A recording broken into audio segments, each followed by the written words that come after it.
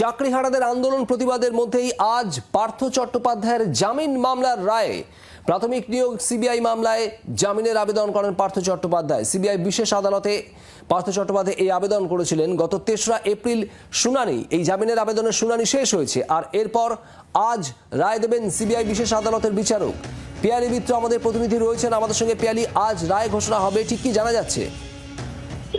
একেবারে দেখো, আজকে সিবিআই বিশেষ আদালতের বিচারক তিনি পার্থ চট্টোপাধ্যায় জামিন মামলার রায় দেবেন। এখন পার্থ চট্টোপাধ্যায় জামিন পান না, তার জামিন আবেদন খারিজ হোক, আর সেই দিকে কিন্তু নজর রয়েছে। তার কারণ পার্থ চট্টোপাধ্যায়ের আইনজীবী যেটা আবেদন করেছিলেন যে 2 বছর 8 মাস ধরে তিনি জেলবন্দি রয়েছেন।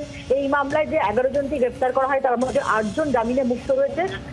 এবং অন্যদিকে সিবিআই বক্তব্য ছিল যে পার্থ চট্টোপাধ্যায় এই নিয়োগ দুর্নীতির মূল চক্রী, মাস্টার মাইন্ড, এবং সম্প্রতি যে তালিকা আসছে সেখানে বিভিন্ন রাজনৈতিক ব্যক্তিত্ব তারা হয়তো সুপারিশ করেছিল, তাদেরকে জিজ্ঞাসাবাদ করতে হবে। ফলে পার্থ চট্টোপাধ্যায় এই মুহূর্তে জামিন পেলে তদন্ত প্রভাবিত হতে পারে, এই বক্তব্য ছিল সিবিআই। ফলে দুপক্ষের সবার জবাব 3রা এপ্রিল শেষ হয়েছে। আজকে আদালত কি রায় দেয় সেদিকেই নজর রয়েছে। যদিও আজকে যদি আদালত জামিনের তাকে দেয়ও, তাহলেও কিন্তু পার্থ চট্টোপাধ্যায় জেল মুক্তির সম্ভাবনা নেই, তার কারণ আরো বেশ কয়েকটি এসএসসি মামলাও তার বিরুদ্ধে রয়েছে। ফলে এই মুহূর্তে কিন্তু জেল মুক্তির সম্ভাবনা কমই রয়েছে পার্থ চট্টোপাধ্যায়।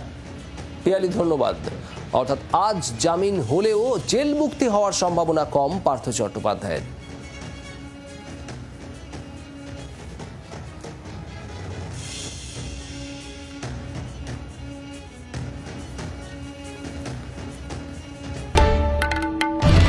বাংলার আওয়াজ, বাঙালির আবেগ, জি 24 ঘন্টা।